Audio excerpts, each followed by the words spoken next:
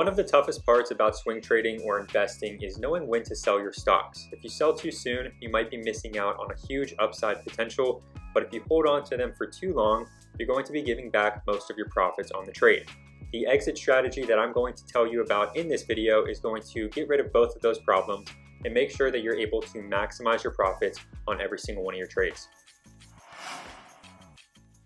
Now, to break down this exit strategy for you step by step, I wanted to talk about one of our swing trades that we alerted to our team of traders here in the Market Master group, and that's going to be the stock SEZL. And the trade plans for this swing trade were that this is starting to get its first pullback after breaking out of its multi-month range over the past week. Fundamentals also look strong here with great EPS growth, 51.31% insider ownership, and increasing institutional ownership. I'm liking this for a swing trade, targeting the $100 area. Initially, ideal entry in my opinion would be closer to the 10 and 20-day EMA, currently in the $75 to $77 range. I have some price alerts set and will be ready to start scaling in near those prices. At the time, it was trading just over $80 per share, and this was posted to our team of traders on April 23rd of 2026. Now, if we go ahead and draw a box here around the day that this was alerted to our team of traders, we can see that, of course, this ended up being a really solid, really successful swing trade.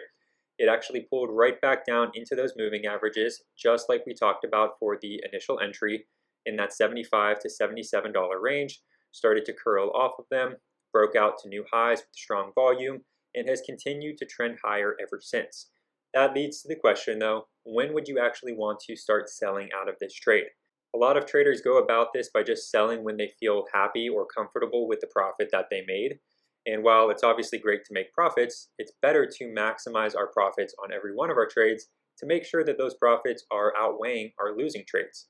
And the idea behind this strategy that we're going to talk about is to be able to capitalize on this entire upside move while still being able to profit and capitalize on these shorter term pullbacks that happen along the way.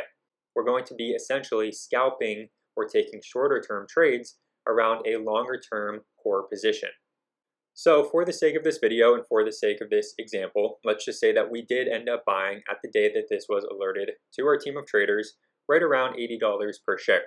Now, if we were still holding on to this at this moment, it's trading right at about $160 per share, so we would be sitting on a profit of about 100%. In other words, we would have doubled our money from that initial investment. That is, of course, if we had the patience to hold through this entire move and during all of these smaller pullbacks along the way. For me personally, when it comes to scalping around this core position, what I like to do is have a full-size position like I would initially in this stock for SEZL.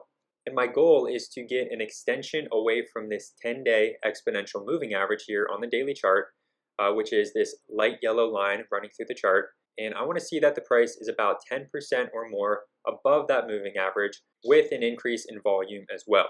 And we start to see that happen right here on this day, right? The 10 EMA at that time is at about $86. So a 10% move above that level would put this right at about $95 per share. Once we start to see this push to 95 to 100, even through 100, with this significant increase in volume, that's a signal that this is starting to get a little bit of an exhaustion move. And from there, we often see that the price starts to either consolidate or even starts to pull back down in reverse from that uptrend. So the goal is to look for that extension away from the moving average, secure some of your profits into this move here. And when I say some, that can be 20% of your position, that can be 30% of your position, 50%, whatever it may be. It's going to depend on the specific setup, where your initial entry was, how comfortable you are with your full position, and so on and so forth. But if you were to sell maybe 30% of your position here into this extension, what that's going to do is it's going to reduce your overall risk for the trade. So now if this were to actually start reversing back down, comes back down into your entry price, and ends up hitting wherever your stop loss might be for the trade, you would lose still on the trade probably, but you would have enough profits locked in from this move that it's going to significantly reduce the amount that you're losing on the trade. In other words, you're not going to go from a 10-15% profit all the way down to a full-size loss. So that's one big benefit of taking these partial profits along the way. The second big benefit is that we're still going to be holding on to a portion of this core initial position so that we're able to continue capitalizing on this upside trend. Now, the goal ideally is that we will get some consolidation, we will get a small pullback, and we'll be able to add those shares right back into the trade once we're feeling more comfortable about the setup. So in this case, we have that extension away from the moving averages here. We get some consolidation in this zone. The moving averages catch up a bit. This is going to be another area where you can look to then add those shares back into the trade now that the price is starting to curl back up with those moving averages. And once you add those shares back into the trade, the nice thing about it is you can treat that as an entirely separate new trade. So if you added those shares back into the trade here at, let's just say, $110 per share, the low from this pullback that we have here at our consolidation area is right at about $90 per share. You could then use that level to risk off of for those shares that you added back into the trade. So even though your shares are going to, of course, go together into one main position, you can kind of think of them as two separate positions that's going to allow you to manage your risk every time you buy shares back into the trade, while still, again, continuing to hold on to that main core position to capitalize on the overall upside momentum. Now, all of that being said, you're probably still wondering, well, when do you sell out of your entire position?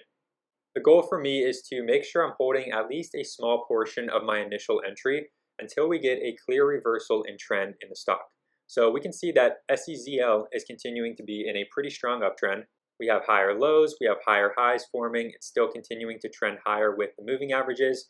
So that being said, there really would be no reason to be out of this trade entirely at this current moment. What I would want to see that would indicate to me that this is starting to flip from an uptrend into a downtrend would be lower highs starting to form on the daily chart. That would be something along the lines of this. Once that starts to form and we get these lower highs, that can be a signal that this is flipping into a downtrend. Or we can look at the moving averages, see how the price is reacting to the moving averages, and then look for a breakdown underneath them. In this case, we have the 10-day and we have the 20-day moving averages here that are really acting really nicely as support for this stock. And every stock, of course, is going to be a little bit different. Some are not going to respect their moving averages quite as much. But because we know that the price is holding really nicely above these moving averages, if this were to start breaking down underneath them and started to actually close some days below the 10 or the 20-day exponential moving average, that to me would be a bearish sign. And that would be a good indicator that this is starting to maybe weaken, starting to flip into a bit of a downtrend. And that's where I would want to start scaling out of that initial entry and start to exit out of the trade. And this kind of exit strategy works really well because stocks that are in a very strong trend do tend to follow and respect their moving averages really well as support. So for this example with RGTI, this was one of the biggest movers over the past year, back when all of the quantum stocks were really spiking. And we could see that, through this entire move, this 10-day exponential moving average really held nicely as support. So there was a few dips along the way here, but pretty much every time it was pulling back into that moving average, it did hold it as support until it started to actually reverse trend and started to break down below. So if you're holding on to even a small portion of your initial position until it starts to break down and close some days underneath that moving average, you're going to be able to capitalize on pretty much this entire move. Whereas if you weren't and you were just kind of scaling out when you were feeling comfortable and you were feeling like you wanted to lock in profits, there's a good chance that you would have been selling way too soon down in the 20s, down in the 30s, whereas this ended up going all the way up to a high of 58 and then started to really break down underneath those moving averages in the mid 40s. So when you kind of pair the idea of scalping smaller positions around a main core position with the idea of maximizing that position until there is a clear reversal in trend, it's going to kind of be the best of both worlds that allows you to take advantage of those shorter term moves in the market while still being able to capitalize on the main overall trend and ride that trend for as long as you possibly can. This is really how I prefer to exit out of most of my swing trades, and I highly recommend you give it a try for yourself. If you found some value in this video, please make sure to give it a like and subscribe to the channel. And if you want to learn more about how I swing trade and get access to our swing trade bootcamp, all of our swing trade alerts, that is all included for all of our members at Master the Market. There's going to be a link down below in the description for you to get signed up. Thanks again for watching. I hope you enjoyed, and good luck with your trading.